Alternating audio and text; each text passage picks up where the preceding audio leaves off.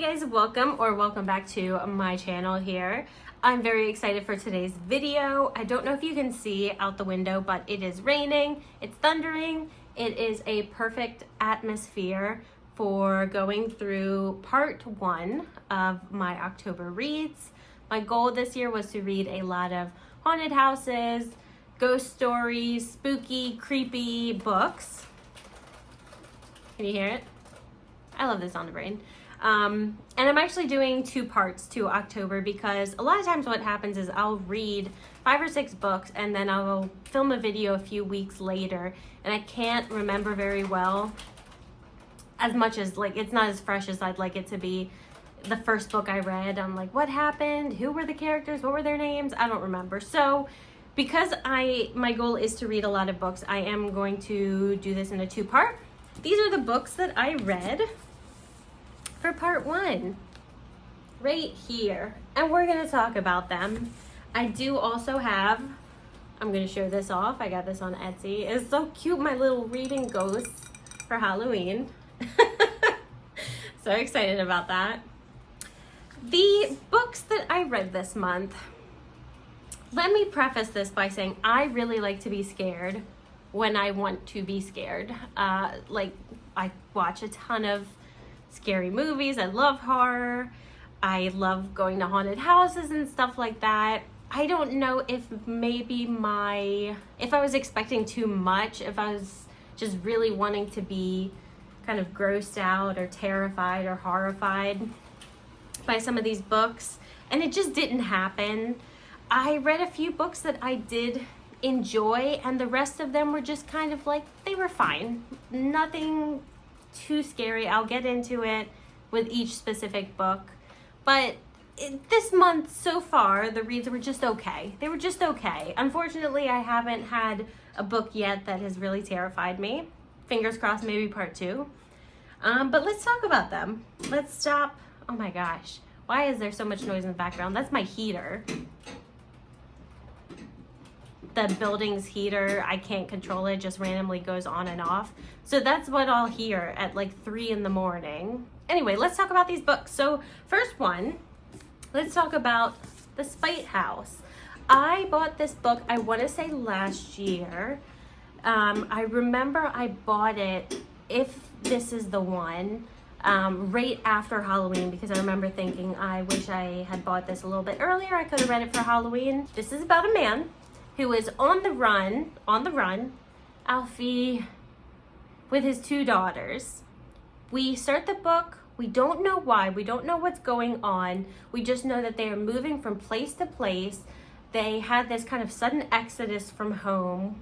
Again, we're not given the reason until late on in the book, so we are left wondering for a while. And we just know that they don't want to be seen, they don't want to be filmed, they're worried that people are going to recognize them from TV. So immediately we're like, well, did they do something illegal? Did they commit a crime? Is someone after them? So that there's a bit of tension there. Because the father, Eric Ross, because he is moving around with his daughter so much, he is out of a job. So financially, things are really tight for them. One day, Eric comes along. I don't know if it's an ad that he sees. I can't quite remember. But there is, we'll say it's an ad, for a place called Spite House. And it is a kind of crooked, creepy looking, supposedly haunted house out in the middle of nowhere that's owned by this old kind of creepy lady. And the deal is, if you live in the house and if you are able to kind of document supernatural happenings, then you get paid a lot of money. He really needs the money, so he moves himself and his daughters into this house and starts to document things. That sounds awesome. I was really excited for that premise because there's so many things you can do with it, with their past, what's going on, with having, you know, someone that could be haunted by things that have happened to them, having 2 young children in the house, that can get creepy. However, the tension for me at least was all about their past. And once they got into the house and the creepy things started happening, it wasn't scary. It wasn't creepy. It was just kind of boring. There were also certain point of views scattered in there that just didn't feel necessary. It felt like the author was trying to communicate what was going on, like on the other side of town, without finding a creative way to communicate it. So instead he was just like, oh, well, I'll throw in this random POV so I can tell you what's going on without having to figure out how to tell you what's going on, if that makes any sense. We do spend a lot of time in the characters' heads, but I didn't really connect to any of them, even so. So for me, this was just kind of a forgettable haunted house story that it had pieces of wanting to be something more, but it just, for me, it just never arrived there. And as much as I think being financially desperate is overused in stories like these, whereas like, oh, we have to stay, we have to survive whatever's going on, we can't leave because we need money so bad. Like, I feel like that's used so much. It's such a common trope with horror stories. Even so, I felt like the author could have done more with that desperation than he did. It wasn't bad. The writing wasn't bad. It just wasn't what I was looking for. It wasn't very scary. The tension I felt wasn't because of the horror in the book. It was more the thriller aspect, the mystery aspect of what happened in the past. So because of that, I think I gave this like a 3-star, which isn't bad. It didn't creep me out as much as I wanted to be. This next book, I would say, is one of the 2 that I enjoyed the most, and that is A Head Full of Ghosts by Paul Tremblay. Who's the other author? I always forget to say the author's names. Johnny Compton is the Spite House, and this is Paul Tremblay. So, I think this is the first Paul Tremblay novel I've read, but I know he has written quite a few horror books. This, essentially, it all boils down to the destruction of a family, ultimately, in some cases. We center on 2 sisters, Mary and Marjorie. Mary's the younger sister, Marjorie's the older sister. And we're introduced to their family early on, and it's a normal family. There's a loving, teasing, kind of typical sister relationship between the 2. They've got a loving mother, and they have a father who is currently out of work. So there is a bit of tension financially in the family because of that. We start the book, and it becomes apparent that there's something wrong with Marjorie. We get most of the POV through Mary, and she's at the age where she doesn't quite understand all the technicalities of what's going on. So all she knows is her sister is going to doctor's appointments weekly. Her mom's taking her, and she doesn't know what's wrong, but she's not feeling great, and she's starting to get worse. And things escalate very fast, and Marjorie starts acting all kinds of creepy. She starts sleepwalking and throwing these tantrums and getting really angry and self-harming very quickly. And Mary's afraid, as you would be, because her sister starts saying some creepy stuff to her. And the book does toe a line, I would say really well actually, between the, is this supernatural, is she being possessed, versus is this simply a mental illness that maybe they're not treating right, or she's misdiagnosed, maybe she's schizophrenic, something like that. The father is religious, so he does call upon a Catholic priest who does believe she is possessed, and they agree to perform an exorcism.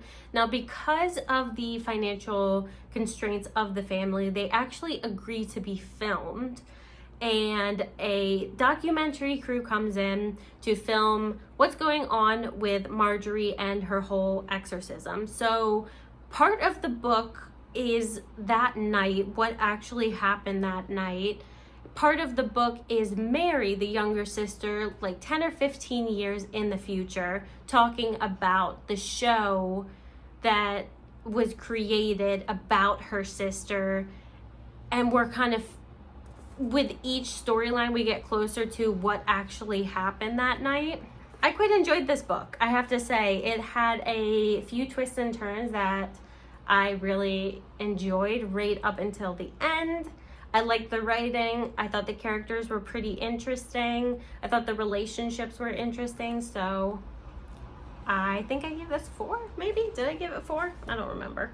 Okay, this next book, the explanation is going to be a little bit rambly because my feelings on it are not clean cut. It's not like or dislike. It's a little bit more complicated than that. And that book is We Ride Upon Sticks by Quan Barry.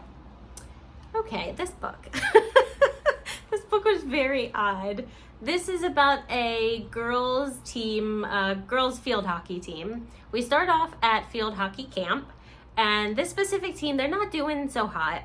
The other teams are crushing them, and they are kind of at the bottom of the ring. And I think it's the captain decides, how does it happen? She has this notebook, and in my head, I just picture like one of those notebooks that you would buy at Walmart for school. The ones that, I think it has the face of some celebrity on it, and I'm just picturing like Orlando Bloom, like Lord of the Rings Orlando Bloom, like, you know, the ones that you would buy in middle school. It's kind of like that. And she writes out this passage in this notebook. I think it's like to the darkness, and it's pretty much like, darkness, we will swear our fealty if you would help us win and give us skill, something like that. And we focus on, I think it's like 7 or 8 different characters, and they're all in this field hockey team. And one by one, they sign this book. And I think they tie like a thread around their wrist to show that they're loyal to this unknown entity. And slowly they start getting better and better and better, and they start winning all their games. Well, as the power of this notebook starts to wane, they do things, some careless, stupid things that they think will kind of recharge it to full power so that they can become champions. And it's just odd. It's kind of like an adult version of The Sandlot almost. I will say that there are really funny parts in this book. This actually did make me laugh quite a few times.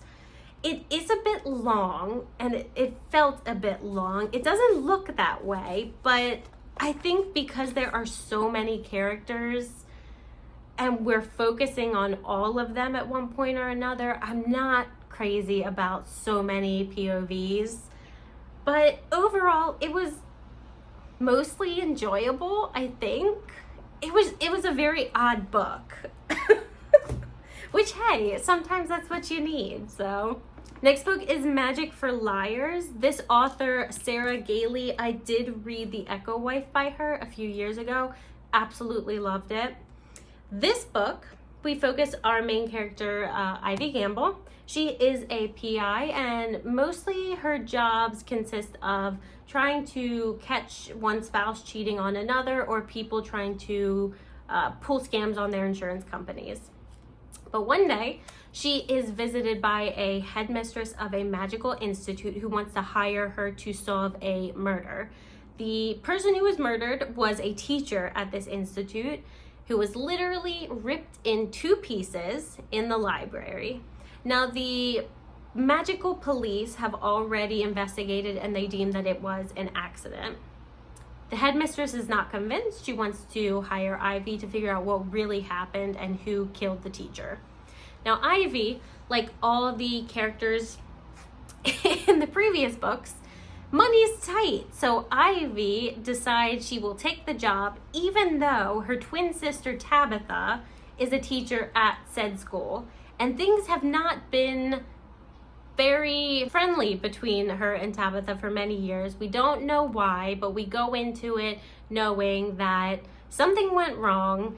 They don't really talk to each other anymore. Now, the only reason that Ivy knows about magic is because of her sister, who is magic. Ivy's not. She's a squib, I guess we could call her if we were living in Harry Potter land. Ivy arrives at the school and is tasked with kind of interviewing the staff, the faculty, and the students and finding out who would want this teacher dead. And there are several red herrings laid and several reasons given. However, none of the motivation ever felt likely to me, and it was just, some of it was a lot of petty things that it was kind of like no one would kill someone over that. Although there are crazy people out there that do it for less reasons, I guess. I don't know, none of the motivation, the character motivation for the murder, which was such a big part of the book, ever felt fleshed out to me, I guess. Or the reasons that she gave just weren't very convincing.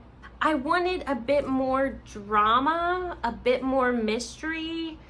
The writing was good. I like how she writes. I like how this author kind of sets a scene, describes things, gets you in characters' heads. The story just didn't really do it for me, and I think I gave this, I want to say 3 stars. This next book is another example of the second book that I've read by an author where I just liked the first book a little bit more, and that is The Night Sister by Jennifer McMahon. I guess that's what it's called. I did read The Winter People by this author, and I think, prefer that one just a bit more. However, still enjoyable. Still really like this author. Still want to read some of her other stuff because she does have quite a few other books. In The Night Sister, we are given 2 different time periods, but they are connected through a family line. So in the past, we focus on 2 sisters. We have Sylvie and we have Rose. Sylvie is very beautiful, very vain, wants nothing more than to run away to Hollywood to become a famous actress. Rose is a lot quieter, more introspective. She's very satisfied with her life at the Tower Motel where she lives with her family. She loves the livestock. She loves kind of the people who travel, hearing their stories, and she's okay with more of a quiet life. In the present day, we focus on Rose's daughter and granddaughter. So Rose is an old lady now, and Sylvie has been missing for 40 plus years. No one knows what happened to her. She supposedly left a letter where she decided she was running away to Hollywood. She used to write to Alfred Hitchcock. That's one of the things that kind of crops up time and time again in this one. But no one has heard from her since then, so they don't know if she's dead or alive. Rose's daughter, Amy, had just been accused of killing her entire family except for her daughter. So her husband and son are slaughtered. It's a bloodbath. It's very messy. People don't know what happened. Did she suddenly go crazy? Was she the one who actually did it? In the present time, we focus on 2 sisters. I think Margot and Piper are their names, and they were childhood friends with Amy, Rose's daughter, the one who supposedly killed her entire family. Something happened when they were younger that ended the friendship really abruptly. As children, they did all play in the Tower Motel, which is very creepy and atmospheric, and they found some disturbing things there that they don't want to remember or talk about as adults, and it's all this added supernatural edge to what happened to Sylvie, who really killed, did Amy really kill her entire family, why, what's going on. The author is really good about making normal things creepy, and I don't want to say, you know, a murder scene isn't creepy, but the normal things in this book, she does a really good job of setting this atmospheric scene.